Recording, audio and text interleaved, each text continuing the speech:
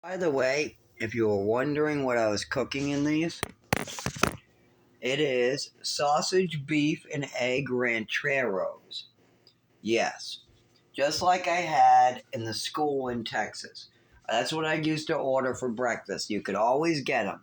You could have the breakfast in the morning that would used to change every day, but you would have some side dishes you could have as a change. Like they only had two. There was not much choices, but one choice in the morning was egg rancheros.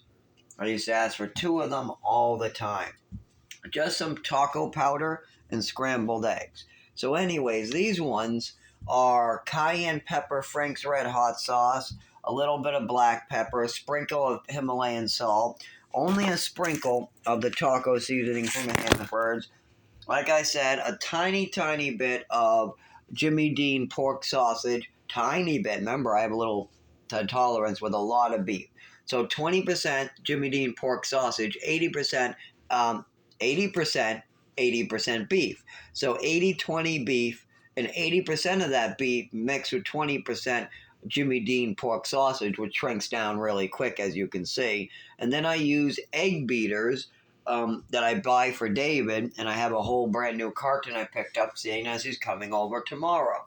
So David's coming back tomorrow, and I got to get him back in on the 7th. So David, but I don't know. I'm getting thrown out, and I got to be out of here on the 1st.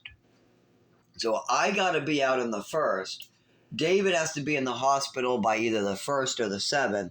But I got to get stuff in the storage, and I'm going to have control over David's money with very little transportation, and I'm probably going to lose all my stuff here, what I love so much, and that would fit right into somebody's back truck or SUV very easily.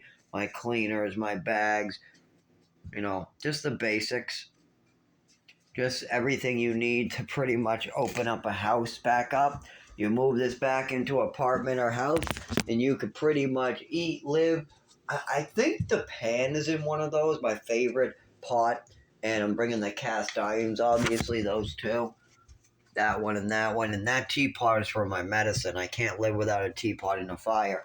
But it's very easy just to put a fire in the backyard and make your tea. So even if I didn't have a stove, I'll just go collect some sticks.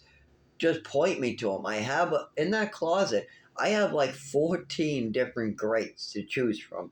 I can make a hibachi out of a couple bricks in less than 30 seconds.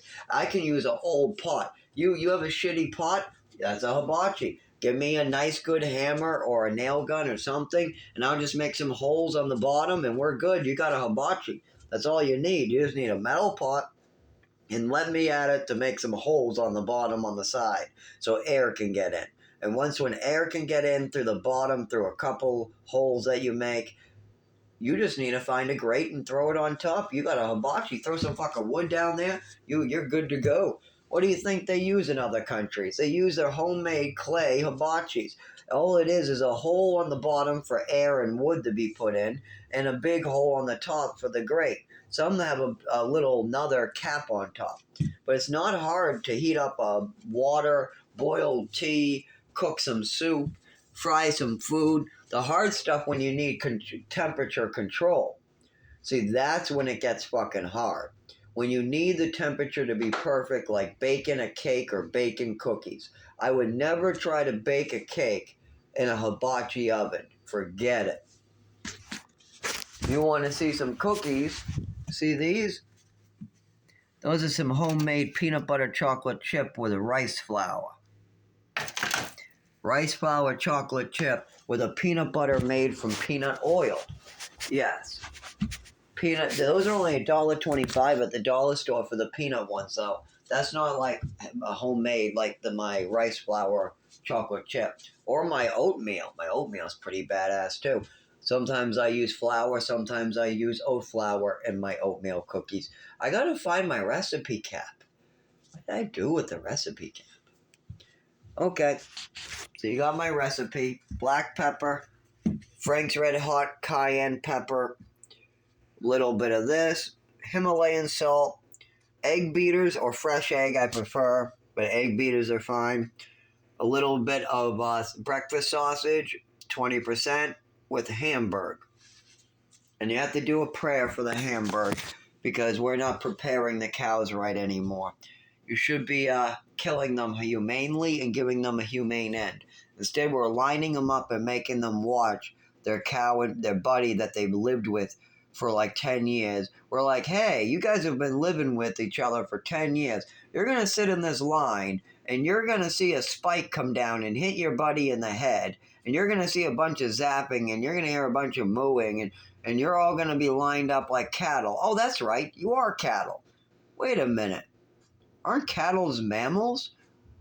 That seems a little bad. Don't they have brains that can understand that standing in a line for days or hours while a lot of moos go out? And I'm sure they understand a painful moo, seeing as it's their own language. Why can't we bring them out back behind the shed, take a gun out or one of those air guns from that movie and blow them in the head with it?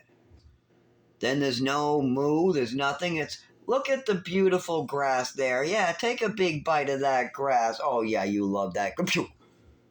Oh, that was quick and easy. Who needs supper now? And you just do that in a line. You bring them out, you bring them in. You let them just wander around, kind of do their thing. You bring one in. Oh, hi, Mary J., the male cow, female cow, whatever you're doing, bring them in. Okay, boom. Okay. Oh, we need more? Okay. Where's Joey? Oh, he's by the tree. Get Joey. Hey, Joey, we got some food for you. Yeah, eat those great food. Don't you love that? Boom. Okay. Do we need any more? Yep, let's go get the... Why can't we just do that? If we need meat, why don't we just treat these animals humanely? Oh, that's right, because of greed and financial incentive. We gotta have that money in capitalism. Doesn't matter if we have to force feed a fucking a duck, right? If we gotta shove some food down a duck's mouth to make its liver big, that's fine. And if we gotta tie up a baby cow so it can never stand up until all its muscles hurt ridiculously, and then we kill it in the same way we do the cows inhumanely, that's fine too, right? I mean, you're only torturing an animal a little bit for profit.